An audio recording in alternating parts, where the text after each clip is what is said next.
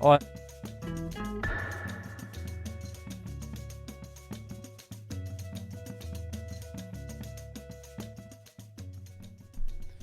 buenas tardes! Está no ar mais um 3x4 podcast de política do Brasil de Fato.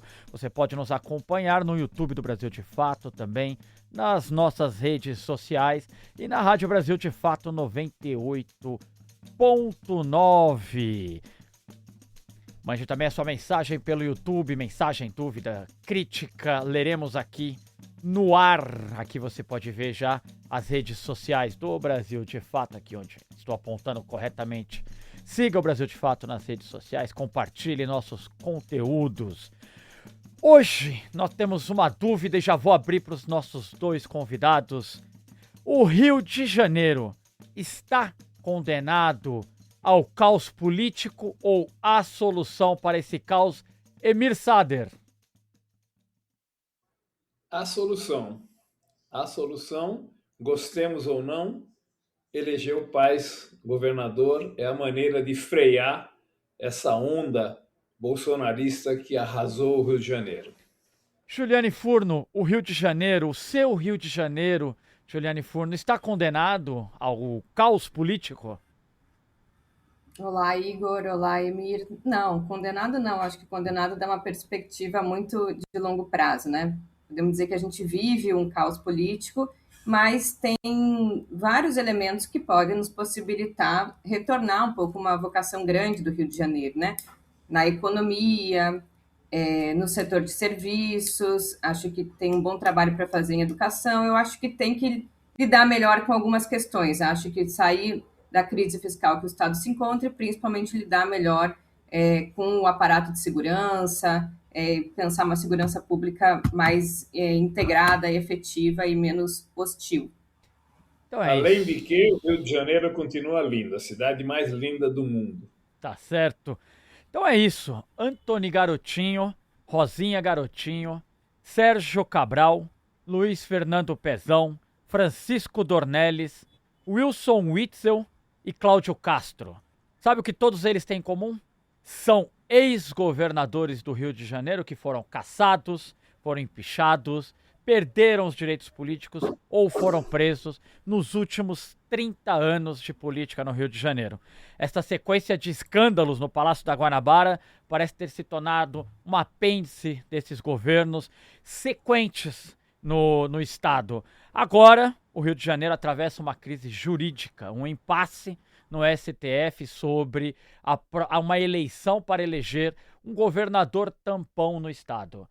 Há uma divisão na Suprema Corte brasileira sobre essa eleição ser indireta ou essa eleição ser feita assim na Assembleia Legislativa do Rio de Janeiro, ou uma eleição direta com voto da população. Enquanto isso, o Estado é governado pelo presidente do Tribunal de Justiça do Rio de Janeiro, Ricardo Couto. Como vocês já perceberam, hoje, para tratar desse tema, temos aqui conosco Juliane Furno, comentarista fixa do 3x4, e o sociólogo e cientista político Emir Sader. Emir, abro contigo. O Flávio Dino, durante o julgamento da ação que determinará a eleição direta ou indireta para governador do Rio de Janeiro, disse que o Estado é único no país e que vive uma situação política caótica. Queria te escutar por que chegamos a essa situação no Rio de Janeiro. Deixa eu voltar um pouquinho atrás, né? O Rio de Janeiro entrou numa decadência desde que deixou de ser capital. Foi uma vantagem e uma desvantagem. Imagina o Rio de Janeiro hoje ter que aguentar toda a estrutura que significa a capital. Mas, por outro lado, perdeu transcendência e entrou num processo de decadência. Mais recentemente, foi um alvo fundamental do bolsonarismo, né? Que elegeu quase todo mundo, de repente, no Rio de Janeiro. Essa circunstância atual é muito transitória, né? É muito transitória. Eu acho que seria mais produtivo, possivelmente, canalizar menos energia para a eleição, deixar a direção atual até as eleições do próximo ano, né? Claro, significa nomear ministros, etc. Tal, mas fazer uma eleição agora teria que ser direta, obviamente, né? Significaria toda uma canalização de energias, nomeação de candidatos, tá? Para um mandato muito curto, né? Eu acho que desviaria das questões mais importantes que o Rio de Janeiro tem.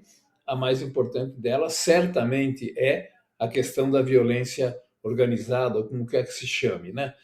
A Zona Norte do Rio de Janeiro faz o tráfico e o consumo dessas drogas são da Zona Sul do Rio de Janeiro.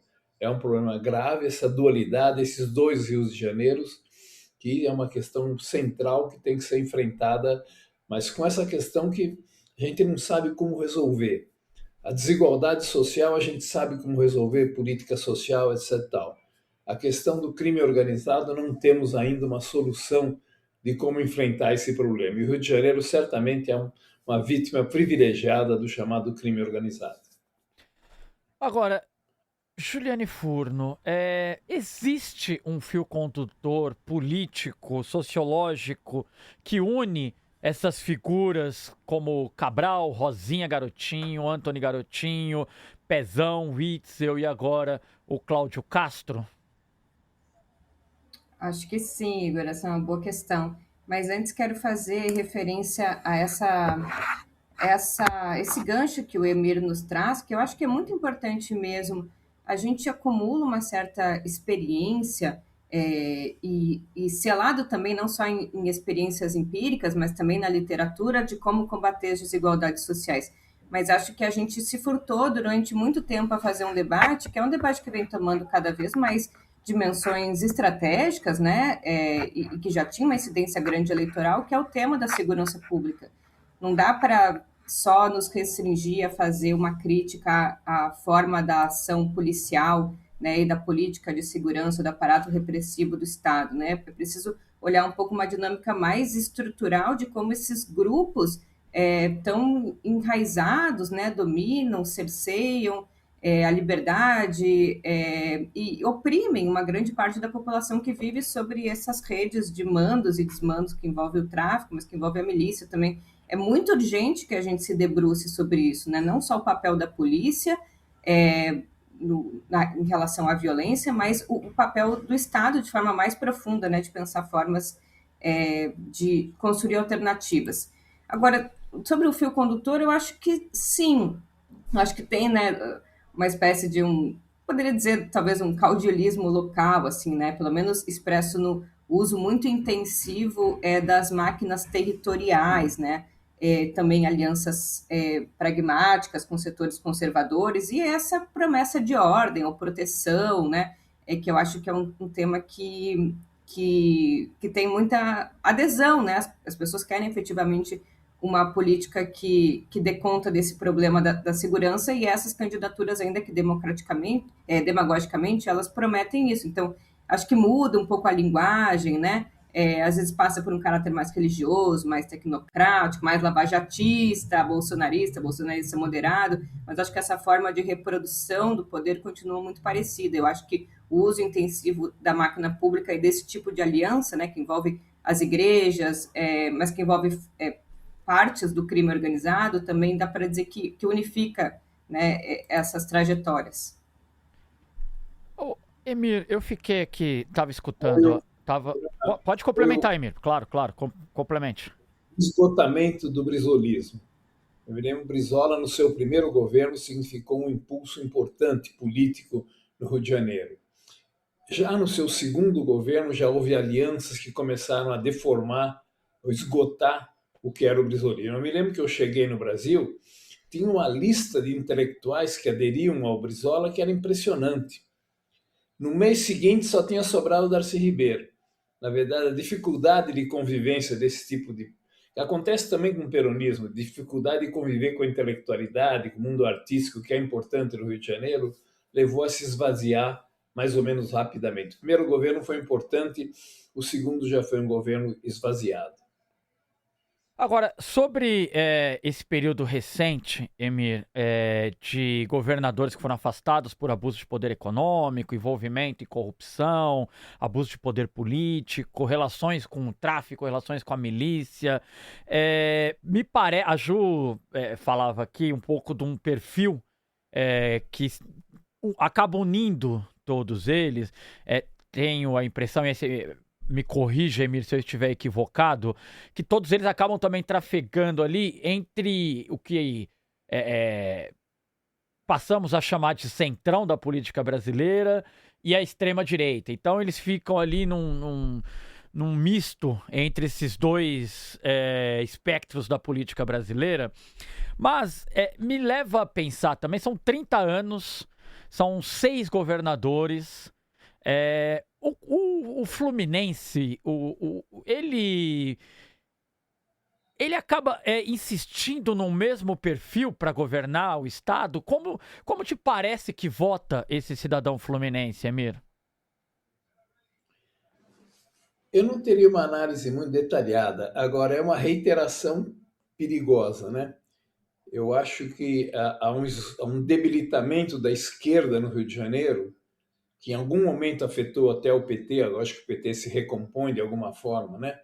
Mas ainda assim também afeta o PT, afeta o PSOL, e isso debilita a presença política da esquerda, que é, evidentemente, a força política que poderia ter projetar uma alternativa de futuro para o Rio de Janeiro. Há uma fragmentação, se vê pelas candidaturas apresentadas, enorme, que significa debilitar a política, de alguma maneira favorecer o surgimento de aventureiros e tudo mais, que é o que aconteceu em grande parte salvadores da pátria, etc., tal, que nunca funcionavam, né? Então eu não tenho uma análise detalhada mais do desenvolvimento da votação. Agora, eu acho que ficou claro no oportunismo do país, embora recebendo apoio tudo quanto é lado, se enganchar no Lula, que a presença do Lula agora é muito importante no Rio de Janeiro. Passou a ser importante no Rio de Janeiro. A presença dele, a visita dele, demonstrou que a popularidade dele, pela primeira vez, provavelmente chega até o Rio de Janeiro. Vamos ver como é que ela se traduz na campanha eleitoral. Ô Ju, você diria que vivendo no Rio de Janeiro, né? Você já vive no Rio de Janeiro há alguns anos, você diria que o Fluminense, ele é conservador? É difícil responder essa pergunta, eu acho. Eu diria que talvez o Fluminense seja um sujeito muito heterogêneo, assim, que ele não é essencialmente um conservador. Veja, a cidade do Rio de Janeiro elegeu o Paes, né, agora em 2024, no primeiro turno, se não me engano, foi mais de 60% dos votos válidos, contra uma candidatura que essa sim tinha um recurso ao conservadorismo, né, um discurso conservador, uma aposta no conservadorismo muito maior, né, que não chegou nem se viabilizar como uma alternativa que disputou o segundo turno. Ainda que, por outro lado, também tem havido a eleição do Cláudio Castro em primeiro turno, né, depois de se apresentar em boa medida como uma continuidade do governo Witzel, esse sim eleito, obviamente, num período que é importante historicizar, um período em que várias candidaturas outsiders, né, o próprio Bolsonaro, chegam aos espaços de poder, mas também elege o Cláudio Castro no primeiro turno. Então, acho que tem um elemento, um componente conservador do ponto de vista religioso muito forte, né, a capilaridade das igrejas e do discurso neopentecostal, principalmente, é muito grande no Rio de Janeiro, e o discurso da ordem, né, que passa, inclusive, pelas comunidades, pelas favelas, que são, paradoxalmente, as mais atingidas por uma política conservadora no campo da segurança pública, né? É bastante alarmante, depois da última chacina que teve aqui, né, no Morro do Alemão, o fato das pessoas, da população que viu aquela carnificina, em boa medida,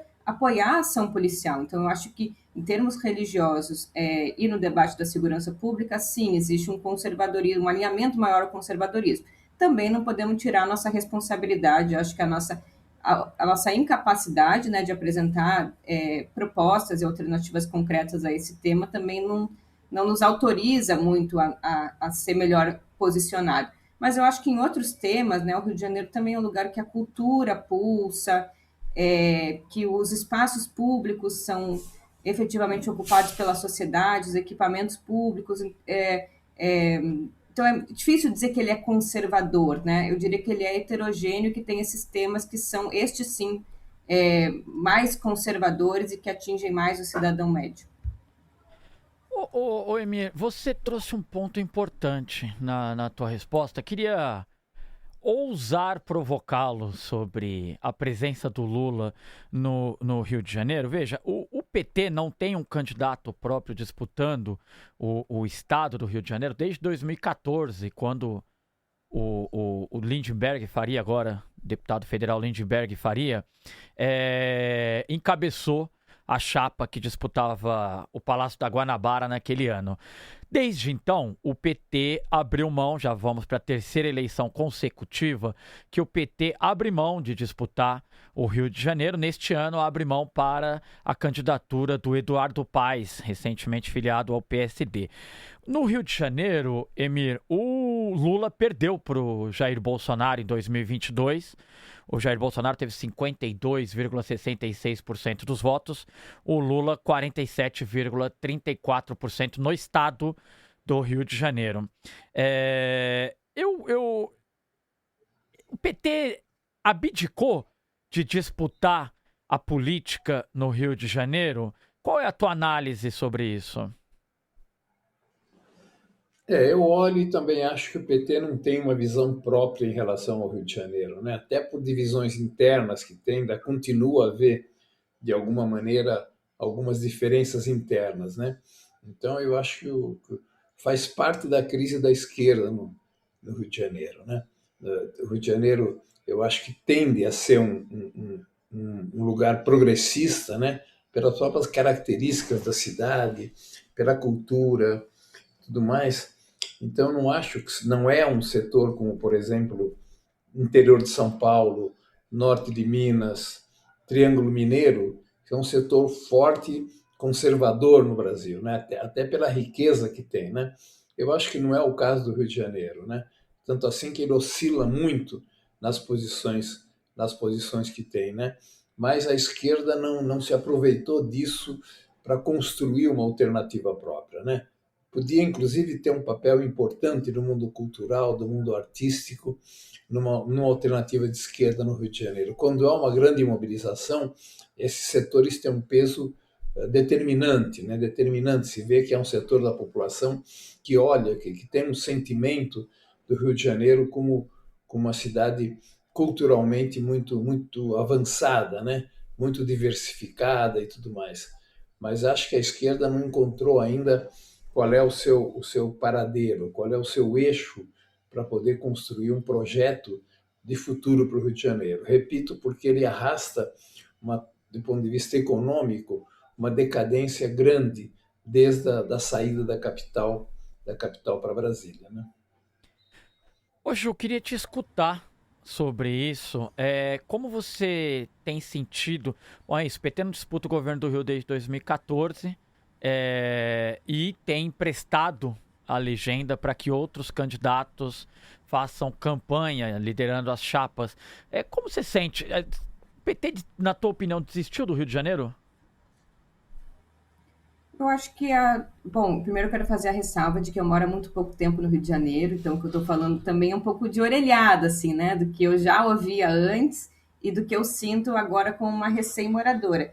Mas eu acho que o PT, ele tem um problema mais... uma questão de caráter mais histórico aqui no Rio de Janeiro, né? Que não das eleições de 2014 para cá. Tem a ver com intervenções nacionais, né, no Rio de Janeiro, fragmentação entre as correntes, acho que dificuldade de organicidade, de encontrar um corpo dirigente que tivesse uma linha melhor elaborada, né, um projeto de longo prazo, de consolidação do partido no Estado. Disputou também, historicamente, base com o trabalhismo e o brizolismo, que tem uma presença importante no Estado, e nos anos mais recentes também perdeu muita referência para o PSOL, acho que em função desse relativo vácuo que foi deixado aqui no Rio de Janeiro, corporificou mais esse lugar da esquerda. Eu acho que isso tem mudado, né? O PT, inclusive, tem apostado numa certa renovação dos seus quadros, né? Dos quadros dirigentes partidários, mas também dos quadros eleitorais, e aí eu destacaria a importância da Marina, do MST, na Assembleia Legislativa do Estado, a Maíra, do MST também no município, acho que dão uma grande oxigenada no PT aqui. Mas eu acho que essas intervenções e uma análise, na minha avaliação, equivocada sobre o papel que a esquerda desenvolve, né, nas eleições. Eu acho que assim, agora a gente está numa situação limite, aí é muito difícil mesmo que o PT apresente, né, ou tivesse definido pela apresentação de uma candidatura própria, até porque me parece que o Fluminense ele também tem uma lembrança muito amarga da candidatura e da eleição do Witzel. Então, eu acho que nesse momento em que barrar a extrema-direita é a tarefa fundamental, de fato, o apoio pragmático, né, tático, ao Eduardo Paes no primeiro turno é mais correto. Mas nos períodos anteriores, especialmente quando o Lula acumulava, né, melhores vantagens de popularidade eleitoral, eu acho que era hora de ter apostado em candidaturas que, mesmo com pouca viabilidade eleitoral, disputassem e fizessem das eleições um palco de reivindicações, né, apresentação da esquerda, das suas pautas fundamentais, tensionasse a política no estado do Rio de Janeiro, e eu acho que isso não aconteceu, e o PT colhe, me parece que frutos amargos, né, desse histórico de abstenção em várias questões do Rio de Janeiro e essa dificuldade que a direção enfrentou com as intervenções aqui no estado do Rio de Janeiro, a posterior bagunça, assim, em boa medida, da organicidade do partido. Agora, Ju, para além disso, eu acho impressionante como nesse debate sobre o futuro do Rio de Janeiro, sobre as próximas gestões e sobre as gestões que se equivocaram, as gestões que terminaram com governadores presos, caçados, no meio, nesse balaio de análises, eu acho impressionante que nunca apareça o nome de Benedita da Silva, que deve ser candidata ao Senado no Rio de Janeiro, como provavelmente a última governadora exitosa do Rio de Janeiro, termina o seu mandato, não teve posterior problema com relação à sua gestão. Eu sei que não é difícil dizer os nomes, os porquês que o nome de Benedita nunca é citado, mas eu queria te escutar um pouquinho se há em você algum incômodo que ela não seja lembrada, talvez, como a última gestão exitosa do Rio de Janeiro.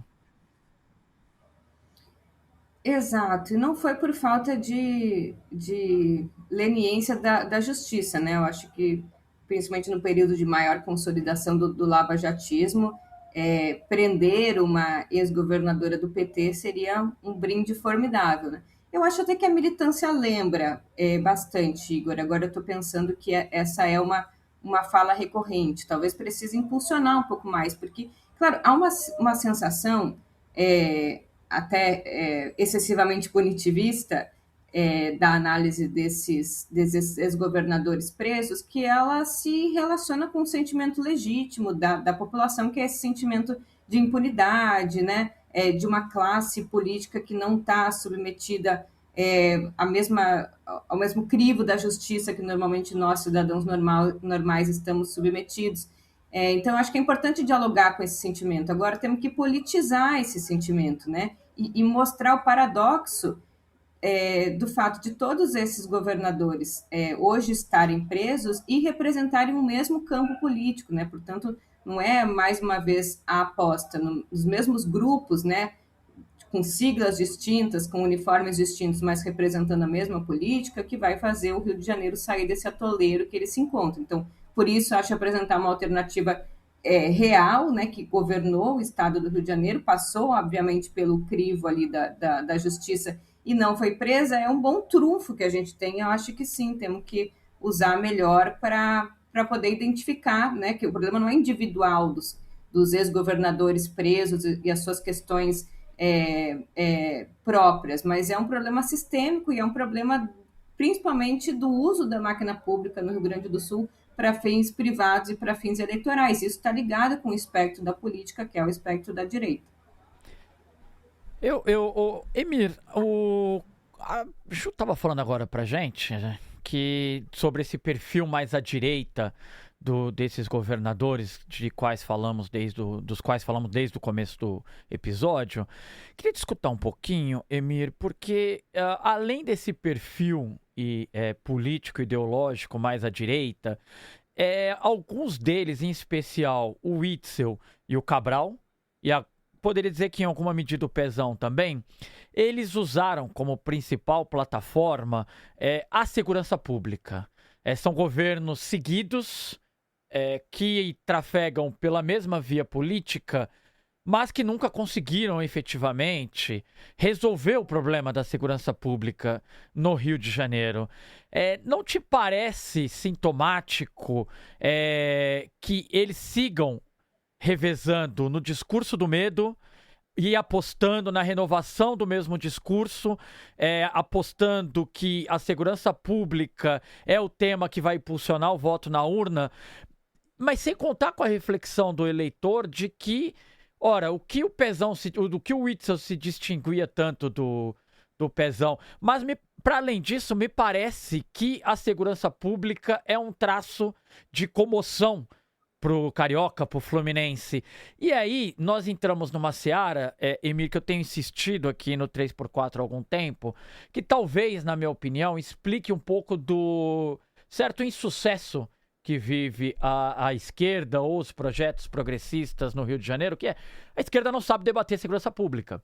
A esquerda, via de regra, ela é reativa ao que a direita diz sobre segurança pública. E o Carioca, o Fluminense, ele anseia por uma solução para o tema que é mais urgente da cidade. Me parece que o tema mais urgente do Rio de Janeiro seja a segurança pública. O que você acha, Emir? Eu tenho a impressão que a massa pobre da população, que é a grande maioria, está entre dois fogos, né? Narcotraficantes de um lado e polícia de outro. Porque, na verdade, qualquer política democrática de segurança pública suporia uma polícia confiável. E tenho a impressão que a do Rio de Janeiro não é confiável, pela violência, pela corrupção, etc. Tal. A massa da população, então, fica. Eu me lembro até quando, nas circunstâncias em que houve ofensivas dos narcotraficantes violentos, professoras escondendo os alunos embaixo da mesa, né? Não tinham maneira de sobreviver que não fosse aquela, né? Quer dizer, professores de escolas públicas da periferia vítimas de tiros, inclusive dos dois lados, né? Então eu tenho a impressão que essa é uma debilidade grande, né? Não há política de segurança pública que não necessite uma polícia, e uma polícia que não seja violenta e não seja corrupta. Então é um círculo vicioso muito difícil de resolver, complicado de resolver.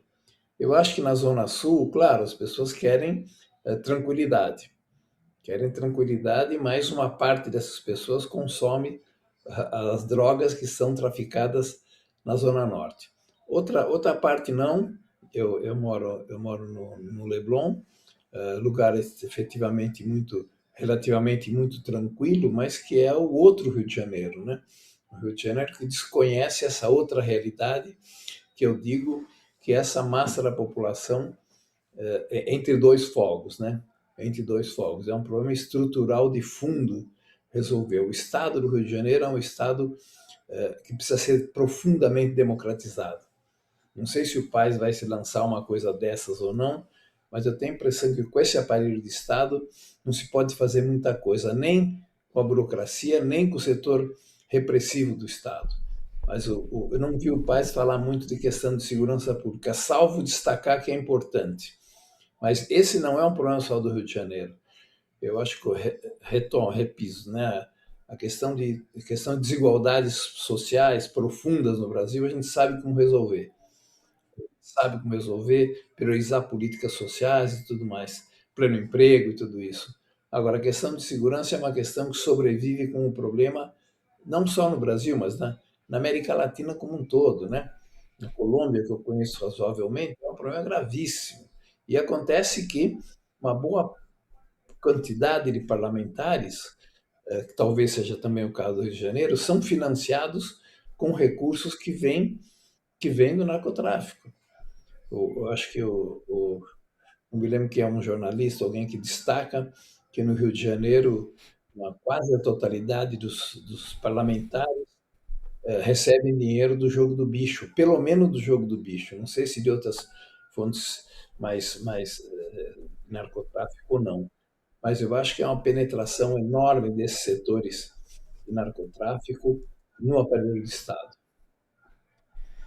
Agora, o Ju, a gente está falando aqui sobre a violência, a manutenção do discurso da violência no Rio de Janeiro, mas principalmente essa manutenção do discurso do medo e da violência, ela tem exigido do Rio de Janeiro nos últimos anos, nas últimas décadas, a inserção do Rio de Janeiro na chamada guerra às drogas, né? E tem exigido também a contratação, um empenho financeiro para dar conta de uma resposta à sociedade sobre esse discurso. Qual é o impacto econômico que tem para o Rio de Janeiro esse discurso da violência, a manutenção do discurso, mas obviamente de ordem prática, a resposta, né, a essa violência? Bom, vamos lá. Eu quero concordar com o Emir, né, e dar um pouco, tentar passar um pouco para vocês a dimensão do que é morar no Rio de Janeiro, né? A gente vive sobre uma série de protocolos para lidar com a violência, que é uma coisa absolutamente incomum.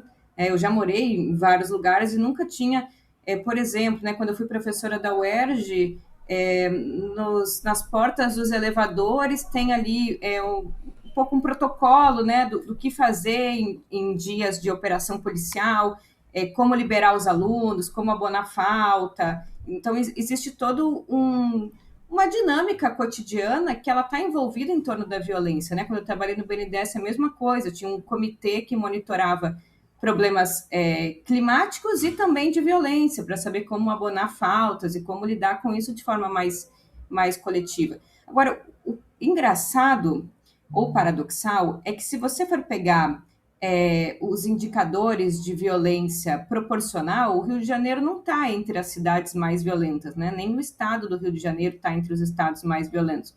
Inclusive, ele fica atrás de, se não me engano, praticamente todas as capitais e várias cidades do interior do Nordeste, partes do Norte, também inclusive do Sul do Brasil. Acho que Porto Alegre está muito próximo ali ao nível, em termos proporcionais, né, de, se não me engano, taxa de homicídio.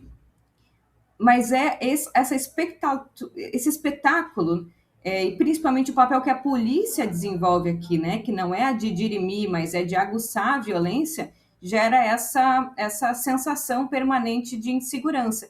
E o impacto econômico, Igor, eu diria que tem um imediato, claro, que é o impacto fiscal sobre os cofres públicos, né? Você está falando de mega operações que envolvem o uso, a concentração do uso da violência policial e todos os recursos despendidos, mas tem um impacto econômico secundário, que eu acho que é importante levar em consideração, que é, por exemplo, o impacto sobre as demais atividades produtivas e sobre saúde e educação, que tem, né, diretamente relação com a economia. A gente poderia pensar, por exemplo, na quantidade de dias letivos por ano que os alunos não têm aula em função da necessidade do fechamento de escolas e universidades. A quantidade de dias que o sistema de saúde não atende, que, portanto, vai encavalar filas em função da necessidade do fechamento de postos por toque de recolher ou mesmo por ocorrência de operações policiais, né? Pessoas que são liberadas mais cedo do trabalho. Isso tem um impacto na produção de riqueza e na produção de serviços, que está ligado a esse bloqueio das atividades econômicas, principalmente nesses setores mais sensíveis como saúde e educação. Não raras vezes nós fomos, né, informados nas universidades que não poderíamos dar aula naqueles dias porque estava havendo operação policial ou nas comunidades ao redor, né, que impactam a chegada na universidade, ou dos locais onde esses nossos alunos são prioritariamente oriundos. Legal, Ju, obrigado. Vou dar um rápido recado aqui, antes de continuarmos com a nossa análise sobre os recentes escândalos de governadores do Rio de Janeiro. Quero te fazer um convite. Você que gosta do conteúdo produzido pelo Brasil de Fato, pela equipe de jornalismo do Brasil de Fato, você que acompanha o 3x4, o Estrangeiros, podcasts que são também produzidos aqui pelo Brasil de Fato, pela nossa equipe, apoie o jornalismo produzido pelo Brasil de Fato. apoia.se/Brasil de Fato. Você pode também... Aqui eu já peguei aqui, ó, que eu tenho que apontar para o nosso DJ Adilson aqui, apoie.se/Brasil de Fato, apoie a comunicação popular e receba brindes, receba lembranças especiais aqui do Brasil de Fato. Se você, mais uma vez um convite, se você tem algo a dizer, tem alguma dúvida, alguma questão, crítica, encaminhe no nosso YouTube, há um espaço ali para você deixar o seu recado. Estamos ao vivo e não quer tarde lembrar, estamos também na Rádio Brasil de Fato 98.9 e você pode também acompanhar esse episódio. Gostou do episódio? Quer mandar para alguém, recomendar?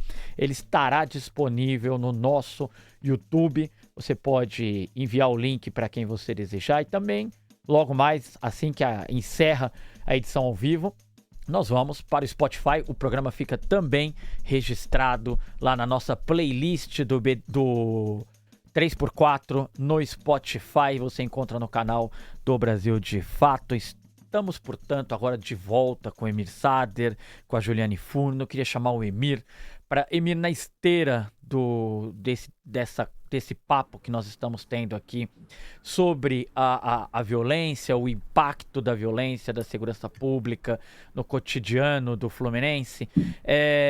Você que há tanto tempo está no Rio, Emir, é possível dimensionar se esse controle também... A gente estava falando agora há pouco da dificuldade de projetos progressistas, projetos de esquerda se tornarem eleitoralmente viáveis no Rio de Janeiro, mas é possível também aqui dimensionar o quanto o controle do território por milícias, que muitas vezes estão associados a setores da política fluminense, o quanto isso impacta esses projetos progressistas e de esquerda nas urnas?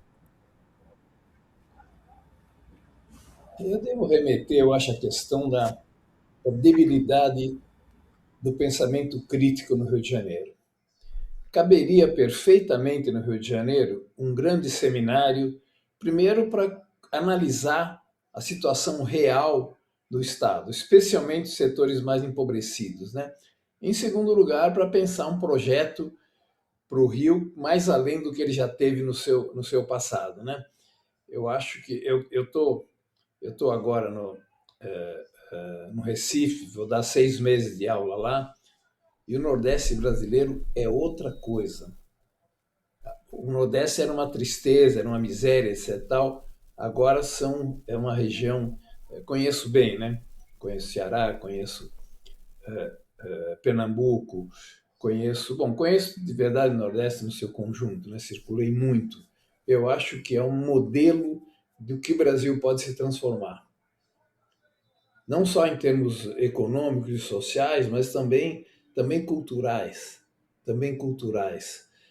E, claramente, a gente vê a diferença em termos de população de rua, população abandonada na rua, que no Centro-Sul, no Sul em particular, é degradante. É degradante. A situação de abandono é a pior situação que as pessoas podem acontecer e se vê que os governos não cuidam de coisas como essa. No máximo, limpam para que durante algum período a classe média não tropece em pessoas morando no meio da rua. Mas eu acho que caberia falar com a Juliana depois um seminário sobre o Rio de Janeiro. Tem uma intelectualidade, tem um pensamento cultural no Rio de Janeiro que tem que ser mobilizado para pensar a realidade da cidade, a realidade do Estado, que eu acho que é um vazio comparado com outros lugares. Mesmo no lugar em que a direita teve um pensamento importante, como São Paulo, seja pela força de universidades públicas, da intelectualidade, há um pensamento que formula mais projetos do que do Rio de Janeiro. E se requer, eu acho que é absolutamente necessário pensar. Não estou pensando agora em termos da perspectiva eleitoral, não creio que teria efeitos eleitorais, mas mais além da questão eleitoral, pensar o futuro do Rio de Janeiro. O século XXI do Brasil é um século muito promissor. Os resultados econômicos em geral do país são muito bons, apesar do governo não ter maioria no Congresso. Nós temos, de todos os pontos de vista, os índices são positivos. Mais além, do efeito negativo dos meios de comunicação que tentam descaracterizar isso, né? Mas eu acho que isso não se nota no Rio de Janeiro, né? Ou se existe de maneira muito dispersa, né?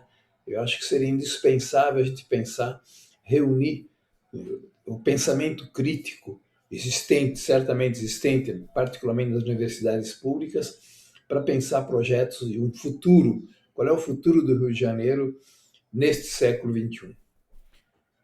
Excelente, Emir. Eu me recordo, falando um pouco sobre essa questão territorial, dificuldade de candidaturas progressistas de terem êxito, me recordo Marcelo Freixo, a própria Marielle, né, Marielle Franco, denunciou isso na Câmara Municipal do Rio de Janeiro.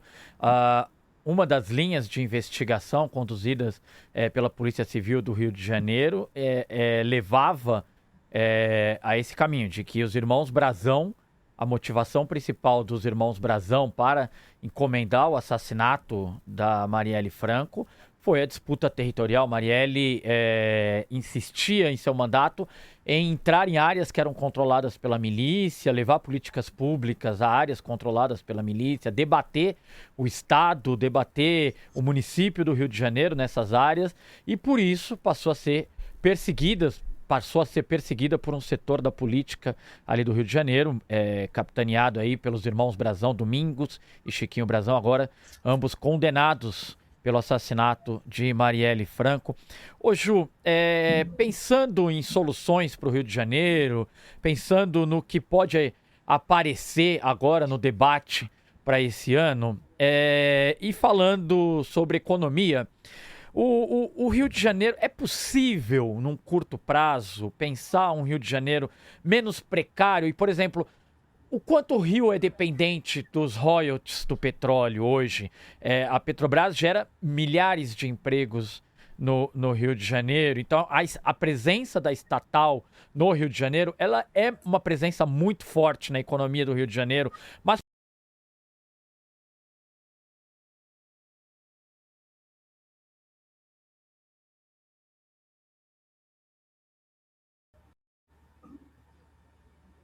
puta que pariu. Oi? Oi? Perdão, eu acho que eu caí. Você pode repetir o final, Igor? Oi, Ju. Então, é possível imaginar soluções para a economia do Rio de Janeiro? É possível imaginar caminhos? E o quanto o Rio de Janeiro ele é de fato dependente desses royalties do petróleo? Bom, vamos lá. Vou concordar mais uma vez com o Emir. Eu acho que o ponto de inflexão tem muito a ver com a perda da sede da capital federal, né? O Rio de Janeiro entra num processo paulatino econômica que vai se aprofundando, principalmente dos anos 2000 para cá. Tem a ver, em boa medida, com o processo que passa o Brasil, mas que o Rio de Janeiro de forma mais acelerada, que é o processo de desindustrialização.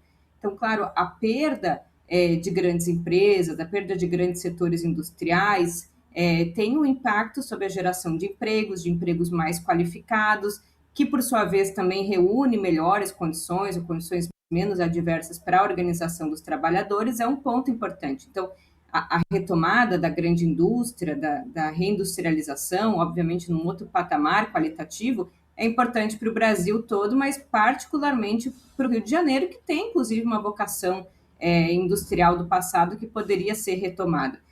Acho que os serviços, principalmente o turismo, é um ponto que está ficando mais em evidência. O Rio de Janeiro está se tornando uma cidade mais internacionalizada, mas acho que é preciso ter um cuidado para que a gentrificação não seja mais um elemento de exclusão e aprofundamento das desigualdades. A política para o turismo tem que estar integrada, né, na própria cidade, na dinâmica da cidade.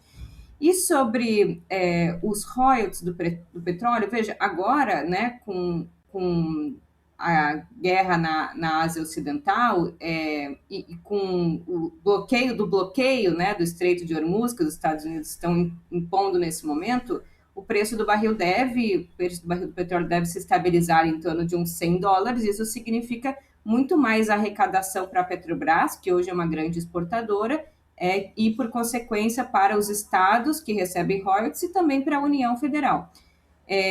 Agora, eu tenho uma crítica, né, a maneira como esses royalties são distribuídos e, em geral, são usados, né, uma opinião bastante particular, eu deixaria aqui para reflexão. O petróleo, ele é uma riqueza finita, né, ele vai acabar. Não é justo nem bom em termos econômicos que o petróleo seja usado para coisas que só a geração atual vai se beneficiar. Então, eu acho que, por exemplo, uma política de gratuidade no transporte público, ela tem que estar dentro de um projeto orçamentário das cidades, não ser pago via royalties, né? Porque, embora seja muito importante o passe livre para os trabalhadores acessarem a cidade, o serviço, é o uso de uma despesa assim corrente de uma riqueza que os nossos filhos e netos também deveriam se beneficiar, né? Então, eu acho que o uso desses royalties para investimento, para ampliação de capacidade produtiva, para melhoria dos serviços públicos, melhoria da dinâmica urbana dessas cidades, é muito mais importante no longo prazo para retomar uma capacidade autossustentada de crescimento do que o uso dos royalties do petróleo da forma descentralizada que é, né, a despeito de um projeto coordenado de desenvolvimento e principalmente de desenvolvimento de longo prazo. Eu acho que os royalties têm que ser investidos em elementos que possam ser preservados, né, multiplicados e possam ser passados dessa geração que se beneficiou do boom do petróleo para a geração que já vai viver, quiçá, né, tomara, sob os auspícios de uma transição energética mais limpa. Excelente, Ju. É uma vergonha o Rio de Janeiro se assumir como uma cidade de turismo. Com a maravilha que ela tem, com os pontos que ela tem, né, com o encanto que ela tem. 85% dos turistas estrangeiros vêm no sul, do centro-sul e centro-sul. Pouquíssimos vão ao Nordeste. Então tem um acúmulo de turismo enorme. Não é? Agora tem que cuidar muito mais da cidade. Cuidar urbanisticamente, cuidar da segurança e tudo mais. Não é feio isso. O turismo é um ganho líquido. É só ganho que traz, né? A quantidade a porcentagem de hotéis, de lotação de hotéis no Rio de Janeiro é imensa. É imensa. É preciso cuidar muito mais dos lugares turísticos, da segurança e tudo mais, e também do serviço para os turistas que vêm do Rio de Janeiro. Está na cara que não vai voltar a ser uma cidade industrial. Não vai ser mesmo, né? Na própria dinâmica geral da economia brasileira, não vai nessa direção. Mas tem que se assumir seriamente como uma cidade maravilhosa, extraordinária, a mais linda do mundo, e assumir e aproveitar isso economicamente. É o que mais gera emprego. Restaurantes, etc., tal, comércio e tudo isso é o que mais termina gerando emprego, né? E eu acho que não é feio se assumir como uma cidade, também por essa questão da transitoriedade do petróleo, né? Aliás, é uma vergonha a mídia brasileira não exaltar os carros elétricos, né? Eu fui para a China várias vezes, vou voltar agora até tal. Quer dizer, os carros chineses estão ocupando cada vez mais espaço, extraordinariamente, em grande medida porque são carros elétricos, não usam gasolina. Conversa com qualquer chofer que usa carro chinês, estão todos maravilhados.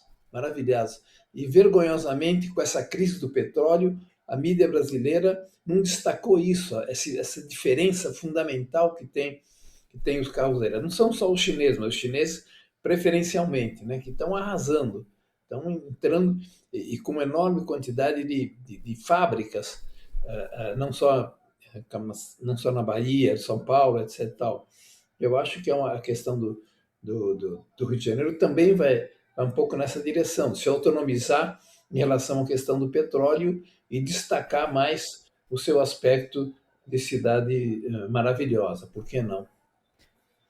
Ótimo. Emília, sumir aqui, nós tivemos um problema, uma queda de energia aqui no prédio onde estamos e por conta disso eu saí rapidamente do ar durante a pergunta para a Ju, mas todo o aparato tecnológico aqui, amparado por satélites chineses que orbitam por aí, resolveu o nosso problema. Não saímos do ar, ao contrário do que imaginávamos, e estamos aqui resistindo, Juliane Furno, resistindo. Emir, queria queria tirar uma dúvida contigo. Olhando para as eleições de 2026, o cenário ele segue pendendo ainda para o favorecimento da candidatura do Eduardo Paes, que, embora apoiada por Lula, é uma candidatura que, com as alianças que faz, está mais para uma candidatura de centrão tradicional do que uma candidatura progressista. E Eduardo Paes, que lidera todos os cenários das pesquisas eleitorais até agora para primeiro turno, inclusive com uma possibilidade altíssima de vitória ainda no primeiro turno, ele deve enfrentar, por enquanto, as pré-candidaturas confirmadas. André Marinho, do Novo, filho de empresário, família tradicional de São Paulo, indo disputar. O São Paulo importou o Tarcísio de Freitas e devolveu o André Marinho ao Rio de Janeiro agora. André Português, do Republicanos. O bombeiro Rafa, do MBL, pela Missão. O Ciro Garcia, pelo PSTU. A Júlia Pantoja, pela UP. O William Siri, pelo PSOL, definido agora no último final de semana, pelo partido. O Luan Monteiro, pelo PCO. E o Douglas Ruas, policial civil, deputado estadual, que é o candidato escolhido pelo Flávio Bolsonaro para enfrentar o Eduardo Paes, porém não figura bem nas pesquisas, que, como eu disse anteriormente, são lideradas pelo Eduardo Paes. Você acredita, Emir, que essas armadilhas que o cargo de governador do Rio de Janeiro carregam, que nós falamos aqui durante todo esse programa, você acredita que o Eduardo Paes ele está preparado para driblar tudo isso? Ele está preparado para governar o estado do Rio de Janeiro e ter um destino diferente dos seus antecessores? Espero que não cheguemos ao Peru, né, que está com 36 candidatos a presidente da República, né? Mas, olha, é o que temos. É o que temos. Eu acho que o pessoal não deveria ter um candidato só para marcar presença, levantar bandeira, tá? Deveríamos fortalecer projetos alternativos com o Paes. Eu, por exemplo, se tivesse contato com ele, proporia uma coisa que me preocupa muito. O analfabetismo no Brasil ainda é de milhões de pessoas. O analfabeto não é um cidadão, ele não tem nem capacidade de conhecimento dos seus direitos. Seria importante fazer do Rio de Janeiro território livre do analfabetismo. Usar os métodos Paulo Freire. Eu sei que é complicado. Nós, no Laboratório de Políticas Públicas da UERJ, sabemos disso. Hoje, a grande parte dos analfabetos são mulheres idosas, pobres, negras, que nunca leram. Depois tem os analfabetos funcionais, aqueles que leram e deixaram ter capacidade escrita. Mas são milhões de pessoas. Não adianta dizer que democratizamos o Brasil se essas pessoas não saem de ser indivíduos para ser cidadãos. Então, teria que ter uma campanha enorme, mobilizando os estudantes, mobilizando professores. Aquilo que no começo da Revolução Cubana nos encantou, né? Chamar os estudantes para... Cuba foi o primeiro território livre do analfabetismo na América Latina, é o único até agora, né? E por que não fazer do Rio de Janeiro um território livre do analfabetismo, né? Pesquisar, antes de tudo, onde é que estão as pessoas analfabetas, depois adaptar o vocabulário do Paulo Freire ao universo delas, e depois fazer um mutirão enorme de alfabetização, que é uma maneira também de resgatar esses estudantes que estão, de alguma maneira, soltos politicamente, né? Não estão mais hoje com objetivos políticos que os entusiasmem, né? Isso, se eu tivesse contato com ele, gostaria de propor uma coisa dessas. Não é a salvação da lavoura, mas acho que ajudaria muito social, política, culturalmente, tomar o tema do analfabetismo como um tema central, fazer do Rio de Janeiro um território livre do analfabetismo. Isso seria maravilhoso, Emir, mas você acha que o Paes vai conseguir se livrar dessas armadilhas e terminar o mandato e ter um destino diferente dos seus antecessores? Eu não conheço, não sei opinar, só estou tentar opinando aqui no melhor dos mundos possíveis, comparado ele com os outros, não só os do passado, como essa miríade de candidatos aí, né? Por que não eu, né? Uhum. Qualquer um pode ser candidato, por que não eu, né? No Peru se diz isso, né? Por que não eu? Tem 35 candidatos, né? Eu acho que não tem sentido essa quantidade de partidos. Não são partidos. Partidos têm projeto, têm estrutura, tem arraigo social, né? Então, a debilidade do PT que me preocupa mais. O PT ficou muito voltado para esses conflitos internos. Maricá e não sei o quê, sem sair para fora, sem se jogar na realidade social, política, econômica do Rio de Janeiro. Eu acho que essa é a maior debilidade. Eu acho que o PSOL apostou no começo de que o Lula estava errado e o PT ia fracassar. O Lula não estava errado e o PT não fracassou. Então o PSOL ficou sem projeto. Tanto assim de hoje, em geral, é um aliado à esquerda do PT. O que é bom para o PT ter um aliado mais radical à esquerda. Mas voltar para essa ideia de candidato para defender uma tese de 2,3% de votos, etc. Tal, aproveitar o horário eleitoral para falar umas coisas, é uma bobagem, né? O tamanho do Brasil, o tamanho dos problemas do Rio de Janeiro exigem muito mais do que isso. Então, eu acho que o PT tem que sair de dentro de si, olhar para a realidade social, política econômica do Rio de Janeiro, provavelmente se articular com setores intelectuais, culturais. Intelectual não é solução para nada por si só, mas articulado com força política pode ser. A começar por um seminário sobre o futuro do Rio de Janeiro. Tá certo, de fato olhar os números, olhar os nomes que estão colocados para disputa no Rio de Janeiro é uma tristeza e acho que dá o tom do quanto a política no estado ela foi rebaixada. São nomes, olhando São Paulo. São Paulo tem 4 ex-ministros na disputa para o Senado. Você vai no Rio Grande do Sul, você tem 3 senadores disputando o governo do estado. O mesmo acontece em Minas, onde 2 senadores devem protagonizar a disputa pelo estado.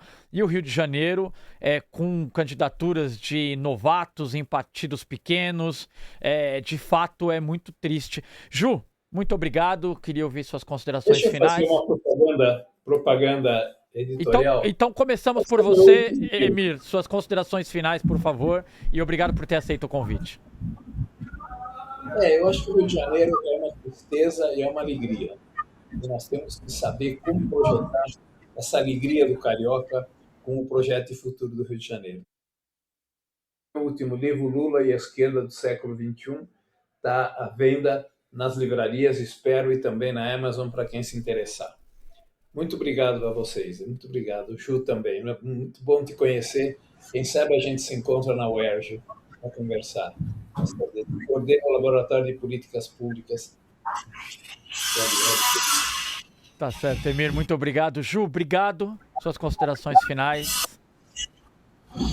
Obrigada, Igor, a todo mundo que nos acompanhou, ao Emir. Eu saí da UERJ, eu troquei, fui para FUF, mas estou sempre por lá também. Uma hora a gente se encontra e vamos pensar esse seminário. Maravilha. Chegamos, portanto, estamos chegando ao final deste episódio do 3x4, episódio de política do Brasil de Fato, para continuar acompanhando a nossa cobertura, para continuar acompanhando o que o Brasil de Fato vem publicando sobre o Rio de Janeiro. Acesse brasildefato.com.br. Nós temos uma equipe trabalhando diariamente no Rio de Janeiro que tem trazido as informações sobre a situação política e jurídica lá no estado. E lembrando sempre, se você tem algo a dizer sobre o 3x4, dicas, críticas, dúvidas, por favor, nos escreva no YouTube, deixe seu recado por lá, também no Spotify.